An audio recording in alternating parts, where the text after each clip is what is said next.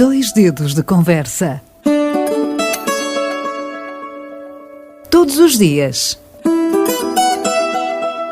Dois dedos de conversa. Uma rúbrica de João Figueiras e convidados. Na Alvor FM.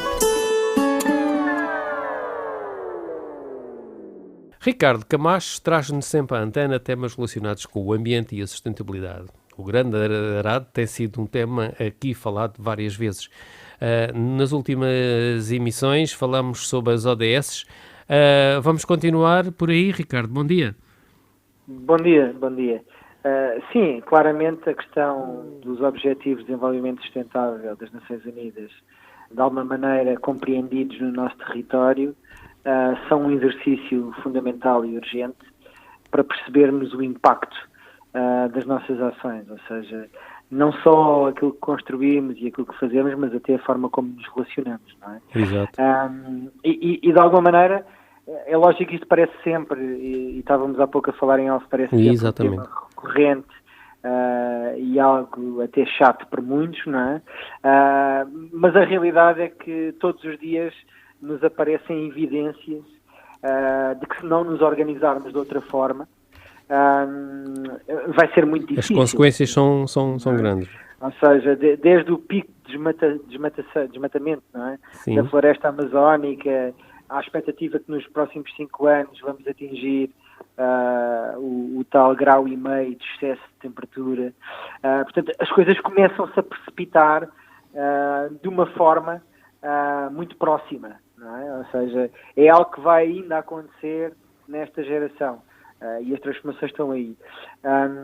Portanto, eu parece-me importante, neste âmbito do que se passa em torno do arado e principalmente aquilo que é a articulação entre, por um lado, as políticas municipais, as expectativas ao nível do desenvolvimento regional e depois a agenda de cada um dos indivíduos que convivem neste território, está muito distante, não é? De alguma maneira, os indivíduos, cada um trabalha por si e têm pouca capacidade. Com isto não estou a querer dizer que é capacidade intelectual, não, mas têm pouca vontade, há pouca energia em contestar aquilo que são as políticas municipais e até as regionais e estatais, ou seja, é fácil dizer mal, mas quando eu falo contestar é de alguma maneira fazê-lo com argumentos, e isso são coisas que nós vemos acontecer pouco, não é? E por outro lado, também reclamar uma participação nesse processo, não é? Ou seja, aquilo que vimos em diversas situações, como o loteamento do arado na Mata da Marinha, ou a expansão do canal para os cruzeiros, não é? Acaba por ser uma possibilidade que emerge do facto de existir a plataforma online de participação, mas que depois... O exercício da cidadania, passada, não é? Ativa. Exatamente. Uma vez passado esse exercício em formato digital e nas redes sociais, pouco se vê, não é? Aliás, pouco mais que isso acontece. E, portanto, estas coisas, com o tempo, acabam por ganhar o seu lugar, não é? E o que é certo é que de hoje para amanhã o loteamento Arado 1 e Arado 2 entram em construção, não é? E de alguma maneira não vamos ter o tempo nem o espaço para pensar no que poderia ter acontecido naquele local, qual é o valor ecológico daquele local. E, portanto, esta ideia de promover, de alguma maneira, a colaboração para a mudança e transformação na relação entre estas diferentes partes, parece ser um tema fundamental. E eu acho que, de alguma maneira, as associações e as agências de dinamização da participação cívica deveriam ser mais, como é que eu ia dizer, reveladoras de uma outra posição. Ou seja, de alguma maneira, organizar eventos, convidar políticos e convidar tecnocratas e falar da mesma coisa que falamos todos os dias, não vai com certeza mudar E os próprios a forma. partidos políticos também não, da oposição, É é assim, claro. claro, os partidos políticos neste momento têm um desafio imenso, não é? Porque toda a gente já percebeu que, de alguma maneira, as políticas já não são definidas por questões ideológicas, não é?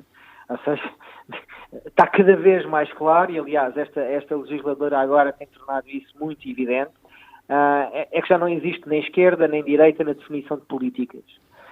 E quando eu falo políticas, falo das medidas que de alguma maneira definem o nosso dia-a-dia, não é? Porque todas as discussões em torno do ordenado mínimo ou dos impostos acabam por ser transversais. Elas não são neste momento definidas nem num campo nem no outro, já não há uma classe trabalhadora, todas essas coisas fazem parte do passado. Nós hoje vivemos uma sociedade de serviços, não é? E de alguma maneira a lógica do dia-a-dia é outra. E, portanto, os políticos, ao se inserem nesta lógica de que há um conhecimento concreto que define estas políticas de que eu falo, e os políticos vão à procura desse conhecimento concreto, não é? Ou então não têm forma realmente de definir programa e mostrar trabalho, não é? Porque, é assim, se bem que no Algarve este tema ainda é um pouco mais... como é que eu vou explicar, um pouco mais ambíguo, porque os temas do turismo e, portanto, do bem-estar da comunidade e, por outro lado, da atividade laboral, misturam-se um pouco, não é? Ou seja, quando eu faço um passadiço, estou supostamente a criar valor para o turismo e estou, ao mesmo tempo, a responder a hipotéticas necessidades de bem-estar e saúde, eventualmente, para a população local, não é? E, portanto, num território destes, como um território de turismo, estas coisas tornam-se assim um pouco mais ambíguas, não é?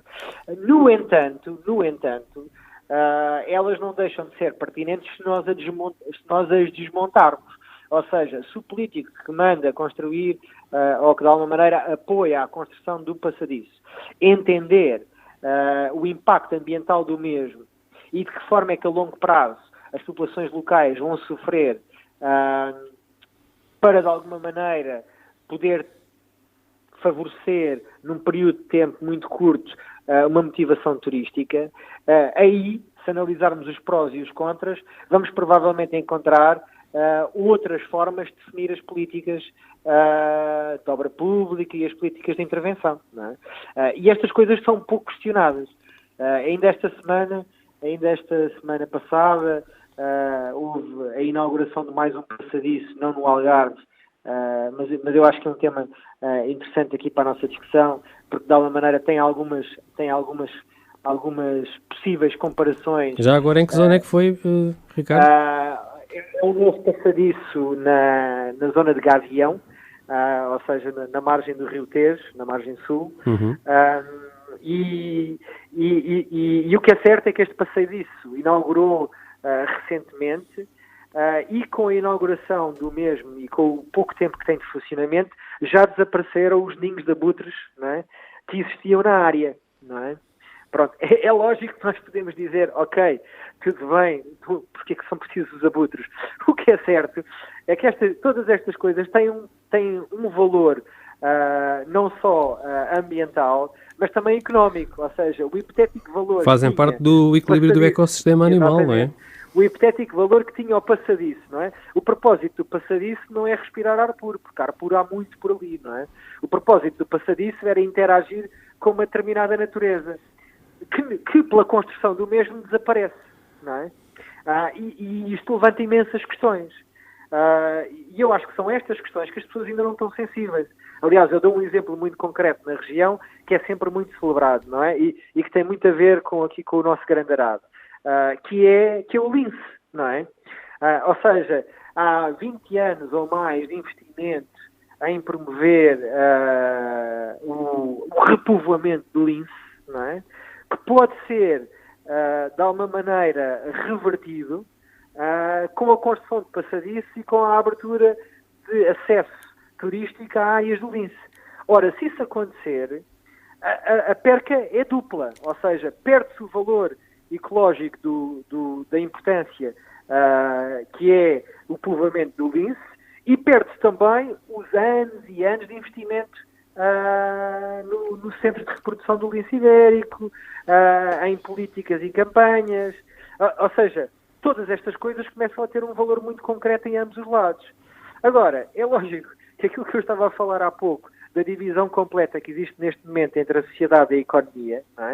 Ou seja, a sociedade vive aliada do valor da economia. A economia já mudou, ou seja, a economia neste momento já faz parte de uma lógica verde, vamos assim dizer. Nós neste momento temos o Ministério da Economia e do Mar, nós neste momento temos um plano de recuperação e resiliência que responde ao Pacto Ecológico. Portanto, a economia neste momento já passou para o outro lado. Mas a sociedade é que parece não querer passar para o outro lado ou não conseguir passar para o outro lado. E esta diferença, vamos assim dizer, é neste momento irracional, não é? Portanto, eu lançava aqui mais uma vez o repto para que, essencialmente neste espaço do ARAD, se comecem a pensar nestas coisas de forma articulada. Porque, na realidade, nós vamos ver o loteamento acontecer mais uma vez, nós vamos ver os cruzeiros acontecer mais uma vez e celebramos os mesmos, nós vamos ver mais uma vez os passadiços, não é? E não vamos conseguir perceber as implicações que todas estas decisões têm no dito equilíbrio, não é? De alguma maneira, parece-me importante essa consciência mesmo para concluirmos, ampliada, não é? Mesmo para concluirmos, exatamente. A pergunta que eu lanço muito rápida é: há falta de consciência ecológica da parte dos cidadãos? Eu acho que há duas coisas, eu diria. Uma é uma questão de terminologia, linguagem, não é? Eu acho que se tem perdido imenso terreno em clarificar estas coisas, não é? Ou seja, clarificar em concreto qual é o valor de usar a terminologia sustentabilidade, o que é que significa sustentabilidade, o que é que significa ecologia, o que é que significa ambiente, e eu acho que aqui há alguma iliteracia, vamos assim dizer, se assim se pode chamar. É lógico que eu não estou aqui numa posição altiva a dizer isto, eu simplesmente reconheço incapacidade, novamente, ou falta de vontade em perceber o que é que cada uma destas coisas significa e qual é a importância que cada uma delas tem.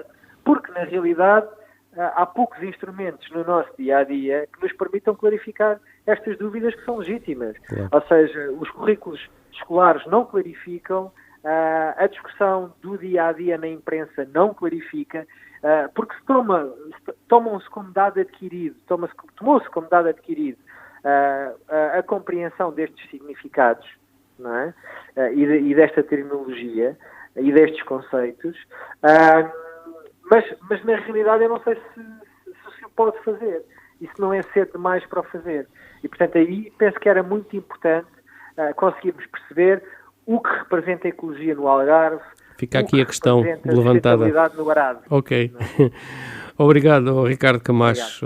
Uma vez mais, muito obrigado pela sempre disponibilidade em participar em 2 Dedos de Conversa. Obrigado, até à próxima. 2 Dedos de Conversa. Todos os dias. 2 Dedos de Conversa. Uma rúbrica de João Figueiras e convidados. Na Alvor FM.